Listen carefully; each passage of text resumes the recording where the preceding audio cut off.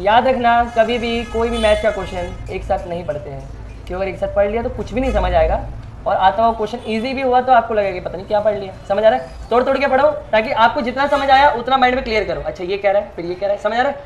देखो prove that, क्या prove करना है? The line joining the mid point of any two side of a triangle is parallel to the third side. यानी कि एक triangle एक साइड और दूसरी साइड पे क्या है? मिड पॉइंट है। ठीक है, इन दोनों मिड पॉइंट को ज्वाइन करोगे तो एक लाइन बनेगी। ये लाइन इस नीचे वाली तीसरी वाली साइड के पैरेलल है। ये हमें बस इतनी सी बात है कि D is a mid point of and E is a mid point of AC। तो आप लिखोगे कि D is mid point of AB। इससे हमें क्या मिल जाएगा? इससे हमें मिलेगा AD is equal to BD। यही मतलब होता है D का मिड पॉइंट होने का।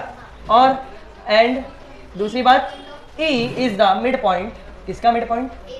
AC का। तो फिर हमें क्या मिलेगा? इससे AE हो जाएगा हमारे EC के इक्वल। क्लियर? और कोई बात खास दे रखी है क्या? नहीं, बस इतनी सी बात है। हमें क्या प्रूव करना है? हाँ, DE पैरेलल है BC की, यही हमें सिद्ध करना है ना? और किसको यूज करके? Converse of BPT theorem. क्या कहती है कन्वर्स ऑफ BPT? अगर रेशो सेम है तब लाइंस पैरेलल है, और वो BPT क्या बोलती थी? अगर लाइंस पैरेलल है तो रेशो सेम है। ठीक है, तो अब यहाँ पे तो आप सीधे लिख सकते हो क्या कि AD is equal to BD by given. ठीक है, AD is equal to BD। अब इससे क्या किया जा सकता है? अगर इनका रेशो लें, कैसे रेशो लेने का मतलब क्या? पट्टे में लिखने का। अगर हम इनका रेशो लें और रेशो लेने पर क्या मैं AD अपॉन AD दोबारा लिख सकता हूँ? तो आखिर में ये कट कर आएगा क्या? 1। AD अपॉन BD क्या आ गया? 1 आ गया। अब बारी किसकी है? नाउ बारी है किसकी है? AE is equal to EC। ये भी क्यों? गिवन, हमारा कोई रूल नहीं, गिवन है। ठीक है, अब इससे क्या लिख सकते हो? अगर हम इन दोनों को रेशियो में लिखना चाहें तो कैसे लिखोगे? AE upon EC। ठीक है, और AE अपॉन AE भी लिख सकते हैं क्योंकि दोनों इक्वल है।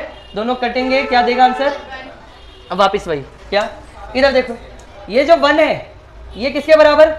AD अपॉन, और यही 1 किसके बराबर? AE upon EC। तो क्या ये दोनों भी आपस में? तो आप सिंपल क्या बनाना चाहो? 1 और 2 कर देते हैं, मामला और आसान हो जाएगा। तो आप सिंपल लिखेंगे फ्रॉम 1 एंड 2 क्या बनेगा? AD upon BD is equal to AE upon EC। पर सवाल ये कि हमें ये तो प्रूव नहीं करना था, हमें क्या प्रूव करना है? DE BC के पैरेलल। तो अगर AD upon BD equal to AE upon EC आ चुका है तो काम खत्म हो चुका है। क्या लिखोगे? By converse, yes, by converse of BPT क्या हो जाएगा? Direct DE parallel BC। बस ये हमारा फाइनल आंसर है, हेंस प्रूव।